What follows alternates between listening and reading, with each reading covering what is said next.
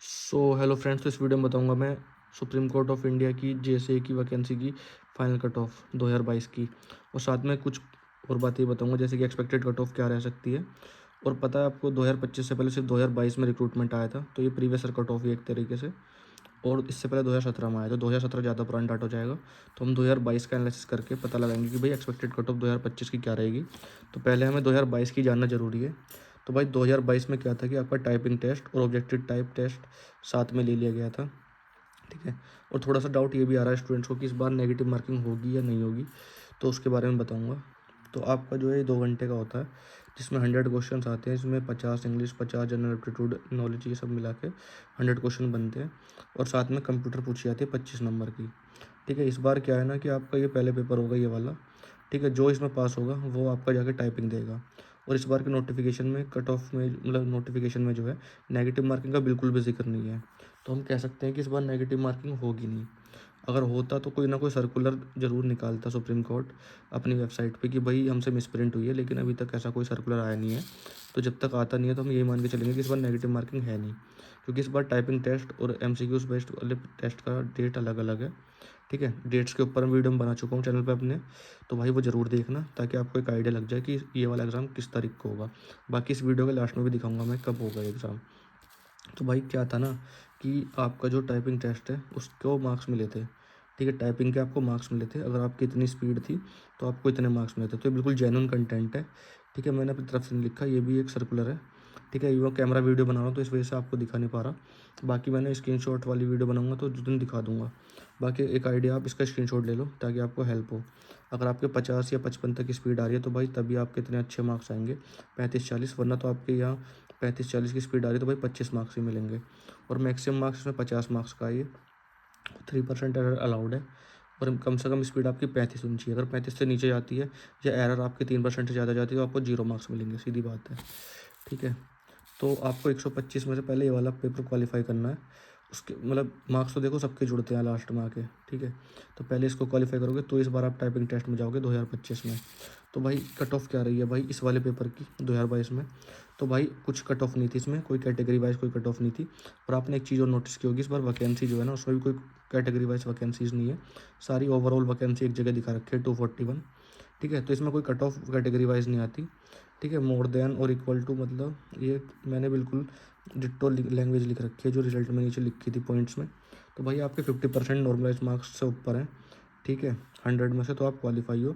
लेकिन क्वालिफाई की भी एक शर्त है भाई, आपके दोनों में ही मतलब एक तो ये 100 वाले में और एक 25 वाला जो कंप्यूटर है, दोनों में ही आपके 50% से ऊपर होनी चाहिए। कहने का मतलब ये जो 25 मार्क्स का आपका ये कंप्यूटर है उसमें 13 से ऊपर होनी चाहिए। और जो 100 मार्क्स का आपका ये इंग्लिश वाला है इसमें 50 से ऊपर होनी चाहिए। तो ये चीज़ है। तो अब आपको लेके चलता हूँ मैं आगे। बाकी इसमें कोई कैटेगरी वाइज कट ऑफ नहीं है, SC ST की कोई अलग कट ऑफ नहीं थी।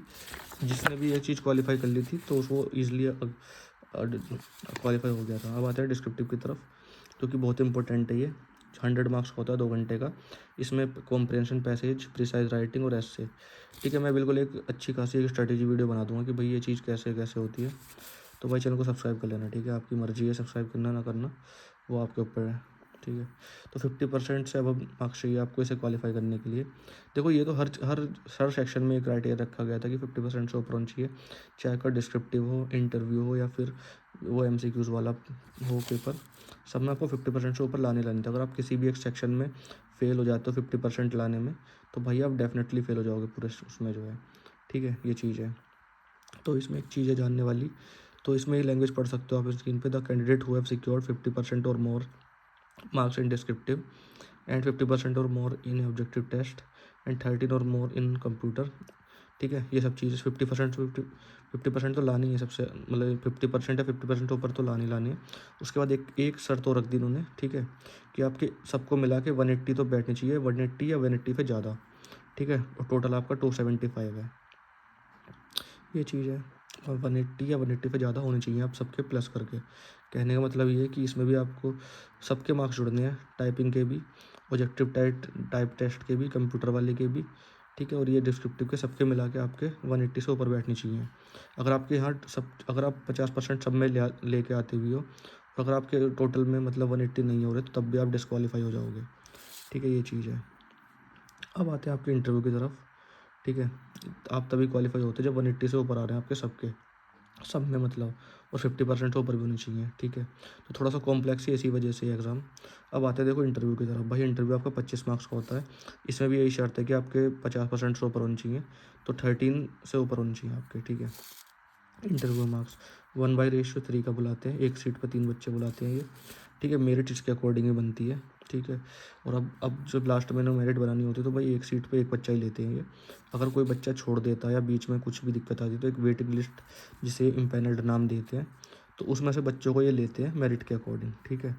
तो the panel of candidates will be valid, ये जो आपका जो ये इम्पैनल्ड वाली लिस्ट होती है ये 1 साल तक के लिए वैलिड होती है। अगर इसके बीच में supreme court of India JCA में अगर कोई भी वैकेंसी खाली होती है या फिर कोई बच्चा छोड़ के जाता है तो भाई उसको मेरिट लिस्ट के अकॉर्डिंग ये बच्चे को उठा लेते हैं वहाँ से, ठीक है। ये चीज़ है। और ये कब तक लागू होती है भाई? 1 साल तक रहती है, जब आपका इंटरव्यू का रिजल्ट होता है उससे लेके अगले 1 साल तक, ठीक है। इसी वजह से आपका इस बार थोड़ा सा डिले हुआ था वैकेंसी। अब थोड़ा सा आते हैं भाई कि आपका भाई सिलेबस स्ट्रेटजी क्या है। तो भाई देखो, पेपर ज़्यादा मुश्किल नहीं आता, ठीक ठाक आता है, ठीक है। अभी नेगेटिव मार्किंग का कंफर्म नहीं है। अगर कोई सर्कुलर आएगा तो मैं डेफिनेटली वीडियो बना के बता दूंगा। जब तक नहीं आता तो मान के चलो कि आपकी नेगेटिव मार्किंग इस बार है नहीं, क्योंकि सुप्रीम कोर्ट ऑफ इंडिया भी चाहता है कि भाई ज़्यादा से ज़्यादा बच्चे टाइपिंग देने पहुँचे, ठीक है। इसी वजह से इस बार टाइपिंग और सब चीज़ें अलग अलग हो रही हैं। अब आते हैं भाई आपका ये जो है इंग्लिश में क्या पूछते हैं। तो भाई ये कॉम्प्रिहेंशन पैसेज पूछते हैं, ठीक है। मतलब आंसर पैसेज ही मान के चलो 5 से 8 नंबर का पूछ लेते हैं। पैरा जंबल्स आता है। देखो कहाँ से क्या पढ़ना है, किस तरीके से पढ़ना है, ये भी मैं डेफिनेटली वीडियो बना दूंगा, ठीक है। और चैनल को सब्सक्राइब जरूर कर लेना भाई, ठीक है। आपके भाई का चैनल है। फिलअप्स वगैरह सब चीज़ें 5 नंबर की पूछ लेते हैं। कई बार एक सेंटेंस में 2 फिलर भी दे देते हैं ये। ईडियम फ्रेजेस थोड़ा मुश्किल आता है ये, तो 3 या 4 नंबर का आता है, ठीक है। वोकैब ये सब जो है। बाकी मैंने टेलीग्राम चैनल पे ये क्वेश्चन पेपर प्रोवाइड करा दिए हैं, तो आप जाके देख सकते हो वहाँ पे, लिंक मैंने डिस्क्रिप्शन में डाल दिया है। और अब आते हैं भाई जनरल एप्टीट्यूड की तरफ। तो ये मैं पिज़्ज़ा खा रहा था तो भाई पिज़्ज़ा का थोड़ा दाग लग गया, तो थोड़ा ठीक है, देख लेना। तो ये अल्फ़ान्यूमेरिक सीरीज़ वगैरह सब, अगर कोई बच्चा सीजल की तैयारी कर रहा है ना, तो इस पेपर का झुकाव सीजल की तरफ रहता है ज़्यादातर। और अगर कोई बैंकिंग की तैयारी कर रहा है तो भाई उसके लिए भी बहुत अच्छी बात है कि थोड़ा सा ही उसको बस हल्का सा रीजनिंग में पढ़ना पड़ेगा और थोड़ा सा जीएस में पढ़ना पड़ेगा, आर्टिकल बेस्ड क्वेश्चन, ठीक है। बस जीके में थोड़ी सी दिक्कत आएगी बैंकिंग वाले को, बाकी सीजल वाला इस पेपर को ईजिली क्रैक कर लेगा, क्योंकि भाई कंप्यूटर भी पढ़ रहा है सीजल वाला, जीएस भी पढ़ रहा है, जनरल एप्टीट्यूड मतलब मैथ और रीजनिंग का कॉम्बिनेशन है ये, बराबर ही आती है दोनों, ठीक है। और इंग्लिश तो उसकी मेंस में अच्छी खासी आई जाती है 135 मार्क्स की,